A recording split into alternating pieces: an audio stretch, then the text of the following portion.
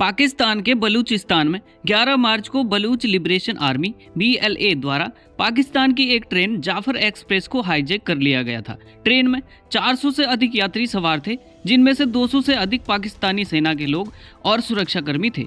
Hijackers द्वारा महिलाओं, बच्चों और बुजुर्गों को छोड़कर 214 सेना और सुरक्षाकर्मियों को बंधक बना लिया गया था।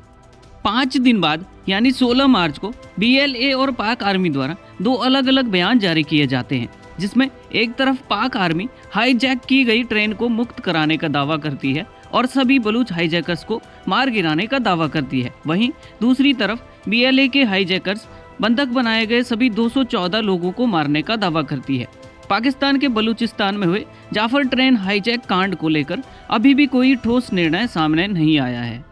पाकिस्तानी सेना और BLA दोनों के दावे अलग अलग हैं। ऐसा लगता है कि BLA ने पाकिस्तान को गहरा घाव दिया है। भले ही पाकिस्तानी सरकार अपनी जनता को झूठी तसल्ली देने की कोशिश करे, लेकिन BLA ने उनकी असलियत उजागर कर दी है। इस बीच बलूचिस्तान में एक और आतंकी हमला हुआ है। बलूचिस्तान के नौशकी में पाक आर्मी के काफिले पर ब्लास्ट किया गया है, जिसकी जिम्मेदारी भी BLA ने ही ली है। इस हमले में कई सेना के जवान घायल बताए जा रहे हैं। इस वीडियो में हम जानेंगे कि हाईजैक की जिम्मेदारी लेने वाला बलूच लिबरेशन आर्मी BLA क्या है और क्या इसका इतिहास रहा है। ट्रेन हाईजैक का यह पूरा मामला आखिर है क्या, और साथ ही अब तक BLA जैसे संगठन से पाकिस्तान किस तरह से प्रभावित रहा है।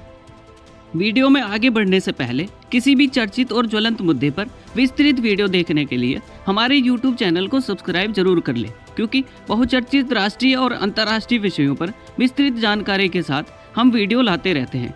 साथ ही नई टेक्नोलॉजी के क्षेत्र में भारत सरकार द्वारा लागू की गई नई योजनाओं की विस्तृत जानकारी के बारे में और देश विदेश में होने वाली हालिया घटनाओं के बारे में जानकारी के लिए हमारे YouTube चैनल को सब्सक्राइब जरूर कर लें।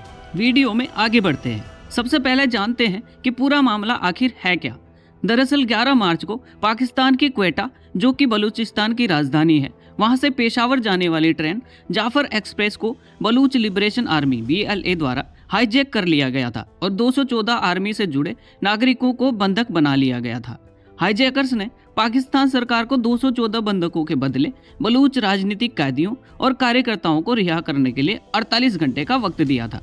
उसी कार्रवाई में अब 5 दिन बाद एक तरफ पाकिस्तान सरकार ने एक बयान जारी कर कहा कि कार्रवाई में हमने ट्रेन हाईजैक कांड को समाप्त कर दिया है और साथ ही 30 BLA के आतंकियों को मार गिराया है। वहीं BLA ने भी एक बयान जारी करते हुए पाकिस्तान सरकार के बयान को झूठा बताते हुए कहा कि सरकार द्वारा हमारी मांगों को गंभीरता से नहीं लिया गया, जिससे हमने सभी 214 बंधकों को मार दिया है। वहीं दूसरी घटना में रविवार 16 मार्च को पाकिस्तान के क्वेटा से ताफ्तान जा रहे सेना के काफिले पर विद्रोहियों ने हमला कर दिया। इस हमले में 7 सैनिकों की मौत हो गई, जबकि 21 अन्य घायल हुए हैं। हालांकि BLA ने इस हमले की जिम्मेदारी लेते हुए यह दावा किया है कि इस हमले में उसने 90 पाकिस्तानी सैनिक मार गिराए हैं। अब जानते हैं कि BLA क्या है और पाक सरकार से उसकी क्या नाराजगी है। Balochistan liberation army BLA Pakistan के बलूचिस्तान प्रांत में सक्रिय एक अलगाववादी संगठन है। इसका मुख्य उद्देश्य बलूचिस्तान को पाकिस्तान से अलग करके स्वतंत्र राष्ट्र बनाना है। BLA की स्थापना 2000 के दशक में हुई और यह संगठन बलूच राष्ट्रवादी आंदोलन का हिस्सा माना जाता है। हालांकि पाकिस्तान, अमेरिका, ब्रिटेन और चीन जैसे देशों ने BLA को आतंकी संगठन घोषित किया है।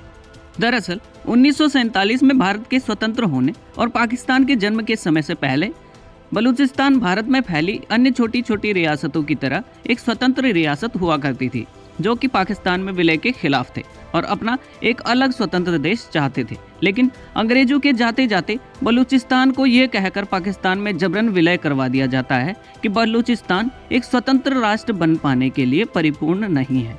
बलूचिस्तान की अपनी एक समृद्ध संस्कृति, परंपरा और इतिहास होने के कारण बलोची लोग कभी पाकिस्तानी स्वरूप में नहीं घुल पाए और हमेशा से अपने पुराने स्वरूप और अस्तित्व की लड़ाई के लिए लड़ते आए हैं।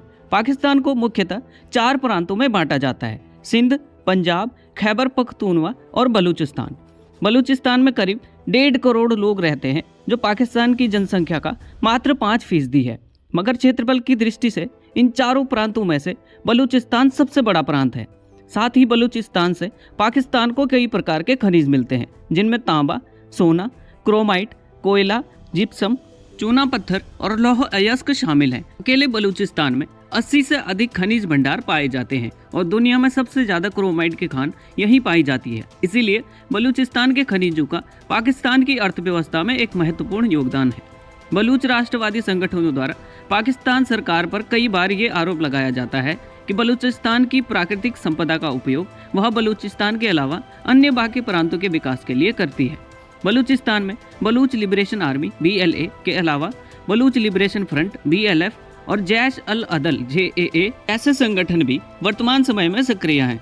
हालांकि पाकिस्तान सरकार के अनुसार पाक अफगान सीमा पर सक्रिय तहरीक-ए-तालिबान पाकिस्तान TTP संगठन इनको फंडिंग करता है। अब जानते हैं कि BLA और अन्य संगठनों ने अब तक पाक आर्मी और सरकार को किस तरह प्रभावित किया है। BLA और अन्य संगठनों द्वारा किए गए अब तक के बड़े हमलों की बात करें तो सन 1958, 1962 और 1973 में बलूच नागरिकों द्वारा अलग देश की चाहत में पाक आर्मी पर बड़े हमले किए गए। इसके बाद BLA के बनने के बाद सन 2005 में नवाब अकबर खान बुगटी के नेतृत्व में बड़े हमले को अंजाम दिया गया। नवाब अकबर खान बुगटी जो 1950 के दशक में पाकिस्तान के रक्षा मंत्री और 1990 में बलूचिस्तान के मुख्यमंत्री रह चुके थे। हमला कर उन्होंने सरकार से बलूचिस्तान के संसाधनों पर बलूचियों का हक की मांग की थी। 2006 में पाकिस्तानी खुफिया एजेंसी और पाक आर्मी द्वारा मिलकर उनको मार दिया गया। इसके अलावा 2006 में BLA ने तत्कालीन राष्ट्रपति परवेज मुशर्रफ पर हमला कर उन्हें जान से मारने की कोशिश की, जिसके बाद पाकिस्तान में BLA को आतंकी संगठन घोषित कर दिया गया। BLA ने सितंबर 2021 में ग्वादर पोर्ट पर स्थित मोहम्मद अली जिन्ना की मूर्ति को उड़ा दिया था।